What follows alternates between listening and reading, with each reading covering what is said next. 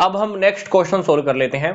Question की इस statement में हमें गिवन है net profit after interest and tax, equity share capital, preference share capital, reserve and surpluses, 15% हमारे पास है लॉन्ग टर्म डेट्स, और हमारे पास गिवन है हमने ड्यूरिंग द ईयर टैक्स कितना पे किया है 44,000 रुपीज। क्वेश्चन की इस स्टेटमेंट के अकॉर्डिंग हमें फाइंड आउट करना है रिटर्न ऑन इन्वेस्टमेंट, जिसका फॉर्मूला है profit before interest and tax divided by capital employed. Percentage में फाइंड आउट करने के लिए हम 100 पुट करते हैं। अब जैसे कि फॉर्मूले में आप ध्यान से देखिए, हमें profit before interest and tax चाहिए, बट क्वेश्चन में गिवन क्या है, net profit after interest and tax. अब हमको वापस पहुंचना है यहां तक, net profit before interest and tax. कैसे फाइंड आउट करेंगे, ध्यान से देखिए। क्वेश्चन में मान लीजिए हमें net profit before interest and tax given है। फर्म क्या करती होगी, इस प्रॉफिट में से सबसे पहले मान लो इंटरेस्ट पे करती है, क्या, इंटरेस्ट। फिर हम इंटरेस्ट पे करने के बाद बाकी बचे हुए अमाउंट के ऊपर क्या पे करते हैं, टैक्स पे करते हैं। फिर हमारे पास क्या आता है, net profit after interest and tax आ जाता है, net profit after interest and tax.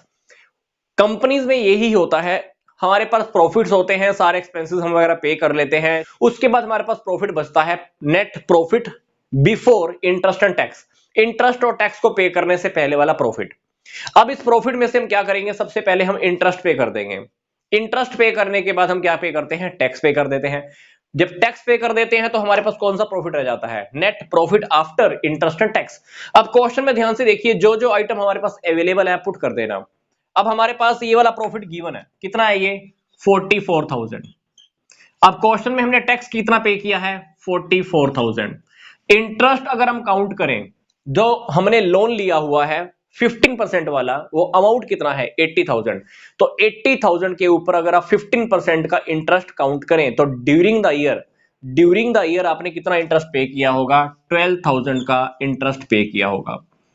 Minus ये आइटम हमको पता नहीं है, अब ये आइटम हमको फाइंड आउट करनी है। अब ये आइटम जब फाइंड आउट करेंगे तो ये वाले जो अमाउंट है माइनस वाले उधर जाके क्या हो जाएंगे, प्लस हो जाएंगे। तो डेफिनेटली हमारे पास एक फिगर आ जाएगा अमाउंट की फॉर्म में 1,00,000 रुपए। जो आइटम मैंने फाइंड आउट करनी थी, net profit before interest and tax, वो कितनी है 1,00,000 रुपए।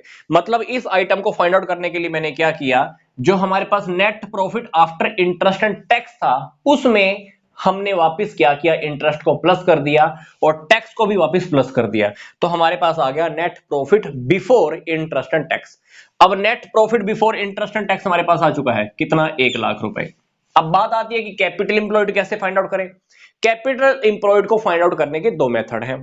पहला method liability side approach, second method asset side approach. अब क्वेश्चन की इक्वेशन में हमको डेफिनेटली लायबिलिटी साइड अप्रोच को यूज करना होगा, क्योंकि लायबिलिटी साइड की आइटम गिवन है। तो आप क्या कीजिए, शेयर होल्डर फंड्स प्लस जो नॉन करंट लायबिलिटीज हैं ये देख लीजिए क्या क्या है। अब शेयर होल्डर फंड में क्या क्या आएगा, equity share capital, preference share capital, reserve and surpluses. Plus अगर हम नॉन करंट लायबिलिटीज की बात करें तो उसमें क्या आएगा, ये 15% वाला लोन। तो ये चारों आइटम आप टोटल कर देना। तो इन चारों आइटम का टोटल क्या होगा, इन चारों आइटम का टोटल बनेगा हमारा कैपिटल एम्प्लॉयड। तो आपने क्या करना है, share holder funds plus non current liabilities को यूज करके डेफिनेटली ये चार item, equity share capital, preference share capital, 15% long term debts और हमारा रिजर्व प्लसेस, ये चार आइटम को आप टोटल कर देना, हमारे पास आ जाएगा ये 4,00,000 रुपए। सोल्व करके देख लेना, आपके पास रेशो आ जाएगा 25%। कितना, 25%। अब क्वेश्चन में एक इंपॉर्टेंट बात है, मैं आपको खत्म करने से पहले बता देता हूं। ये जो प्रॉफिट है आप ऐसे कंसीडर करके चलो कि ये प्रॉफिट रिजर्व एंड सरप्लस के बीच में ऑलरेडी इंक्लूड है। आपको क्या मानकर चलना है, ये वाला जो प्रॉफिट है ये रिजर्व एंड सरप्लस के बीच में ही इंक्लूड है, अदरवाइज ये कैपिटल एम्प्लॉयड 44,000 से और ज्यादा इंक्रीज हो जाएगा।